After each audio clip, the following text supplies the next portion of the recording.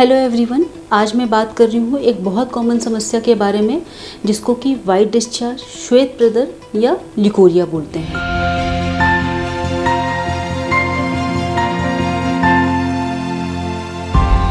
जब भी हम वाइट डिस्चार्ज के बारे में बात करते हैं तो हमें सबसे पहले समझना ये ज़रूरी होता है कि योनि मार्ग में कुछ ग्लैंड्स होती हैं जो कि सिक्रीट करती हैं हल्का पतला पानी और कोशिकाएं ये समय दर समय गिरती जाती हैं, तो ये थोड़ा सा डिस्चार्ज करती हैं जो कि नॉर्मल डिस्चार्ज बोला जाता है या फिजियोलॉजिकल डिस्चार्ज।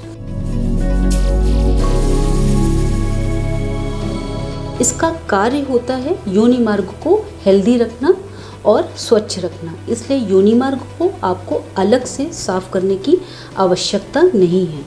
यह हेल्दी डिस्चार्ज होता है और इसमें कोई बदबू नहीं होती, खुजली नहीं होती। आपका इसका कलर सफ़ेद रंग का होता है, पीला या हरा नहीं होता। इसके साथ पेट में दर्द, पेशाब की समस्या नहीं होती।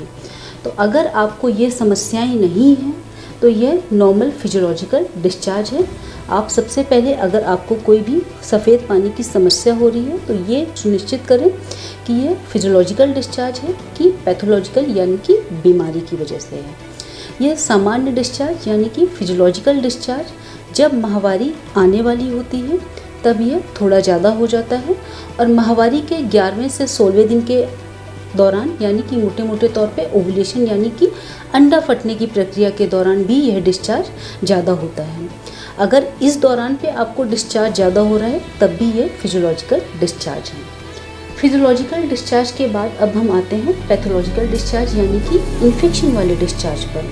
अगर आपको खुजली हो रही है, बदबू आ रही है, बार बार कपड़े चेंज करने पड़ रहे हैं या फिर बाथरूम बार बार जाना पड़ रहा है, इसके साथ खून आ रहा है या पीरियड के दौरान बहुत ज़्यादा दर्द हो रहा है, तो यह अपने आप में पैथोलॉजिकल डिस्चार्ज है और यह इन्फेक्शन की वजह से होता है।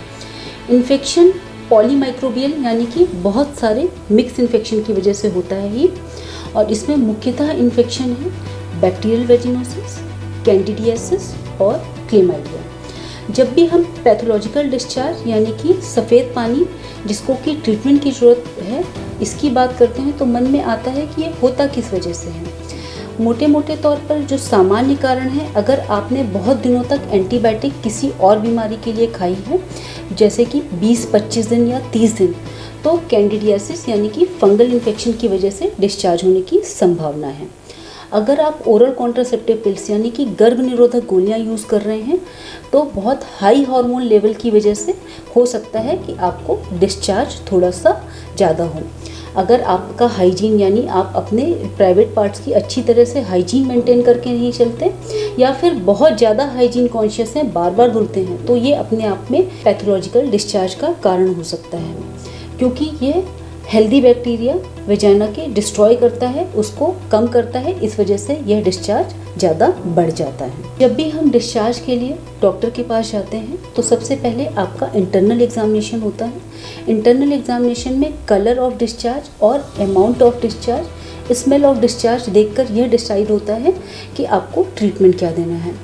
क्योंकि हमने पहले डिस्कस किया कि यह पॉलीमाइक्रोबियल डिस्चार्ज है तो आपको कुछ एंटीबायोटिक, कुछ खाने वाले एंटीफंगल और अंदर रखने वाली पेस्ट्रीज दी जाती हैं। सामान्यतः यह डिस्चार्ज 5 से 6 दिन में पूरी तरह से ट्रीट हो जाता है।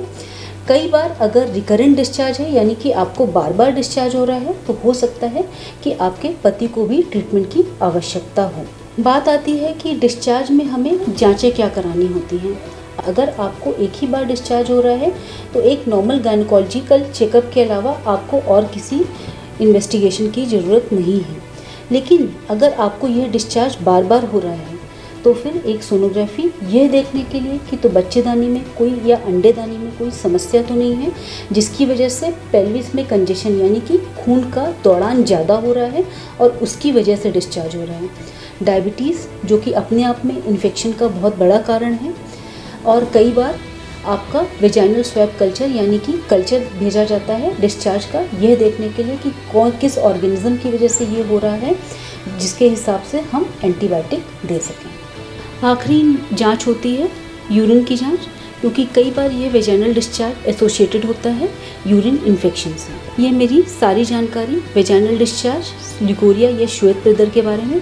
अगर आपको इससे संबंधित कोई भी जानकारी चाहिए तो मेरे को कमेंट बॉक्स में शेयर करें। धन्यवाद।